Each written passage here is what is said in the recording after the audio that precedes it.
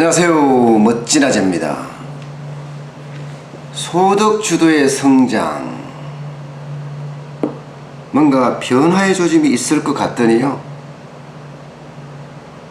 문재인 대통령께서 수정 없다, 밀어붙여라, 이렇게 결정을 했네요. 지금 소득 주도의 성장이 실패했다고 이야기하는 것은 성급한 판단이다 하면서 소득 주도의 성장을 굉장히 강조를 했어요. 기본적으로 현재 경제부총리인 김동연 부총리의 이야기를 막은 거나 다름없습니다.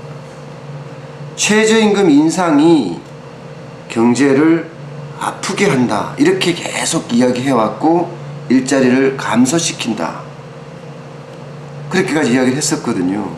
반면에 장하성 청와대 정책실장은 전혀 관계가 없다, 시간이 지나면 더 성과가 날 거다 하고 이야기를 했었습니다. 그 두 사람의 경제팀, 그 중에서 청와대 장하성 정책실장의 손을 들어준 거죠. 앞으로도 소득 주도의 성장 정책은 My way, 끝까지 밀어붙이겠다, 이런 뜻으로 해석될 것 같습니다. 기본적으로 경제계나 학계에서는 일자리 증가세를 둔화를 시키고 지난 3개월 동안 10만 명 증가밖에 안 일어났잖아요. 그 다음에 저소득층에 대한 소득 마이너스 8% 정도 됐었는데, 이 부분에 대해서도 다른 대책을 마련하면 된다고 이야기를 하고 있습니다. 기본적으로는 소득 주도의 성장 정책이 잘못 알고 있다, 긍정적인 효과가 90%인데 이거를 잘못 알고 있기 때문에 말이 많다, 이렇게 진단하는 것으로 최종 분석이 됩니다. 사실 소득 주도의 성장 정책이라고 하면 지금 현재 진행되는 걸로 봐서는 최저임금 인상이라든가 근로시간 단축이라든가 비정규직의 정규직화라든가 공공일자리 확대라든가, 이렇게 크게 보면 4개의 축으로 되어 있거든요. 그런데 이 4개의 축을 잘 보면요, 모두가 기업에 부담이 되는 요소들이 많아요. 최저임금도 16.4% 인상을 했잖아요. 그 자체가 이미 기업에 부담이 되고요. 근로시간 단축이 7월 1일부터죠. 300인 이상 사업장에 다 적용이 돼요. 주 52시간이 강제됩니다. 52시간이 넘어서게 되면 그거는 뭐 굉장한 처벌을 받아요. 벌금형은 당연하고요, 징역형까지 받을 수 있어요. 그러니까 굉장히 강력한데 이 자체가 기업에 굉장히 부담이 될 수도 있습니다.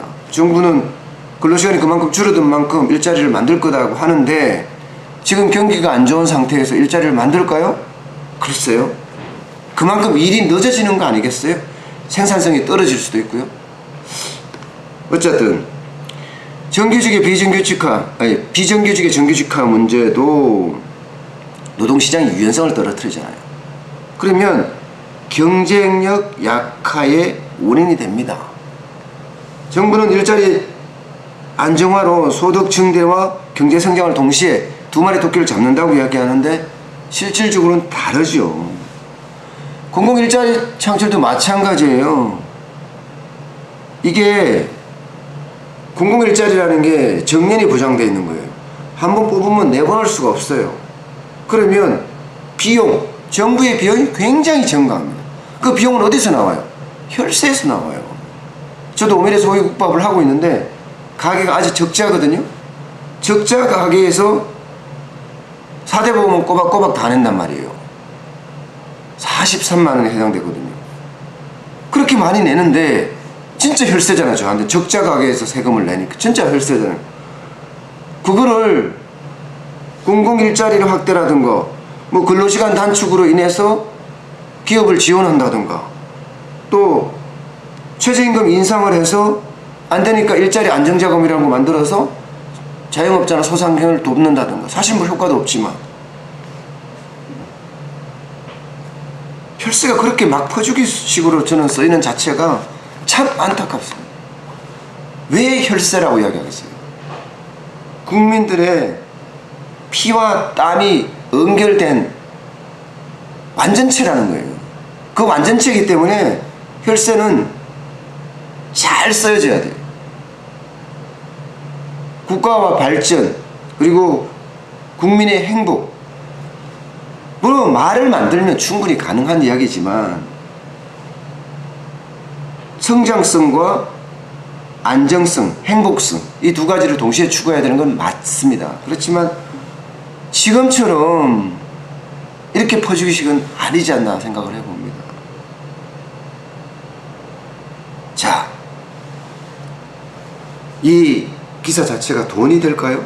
소득 주도의 성장을 계속 밀어붙이겠다. 이게 어떤 돈이 될까요, 도대체?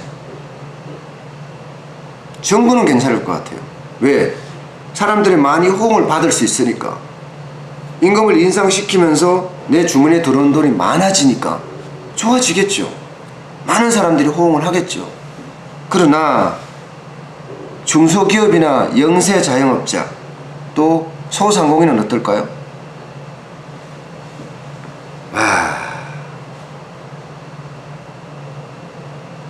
진짜 장난이 아니에요.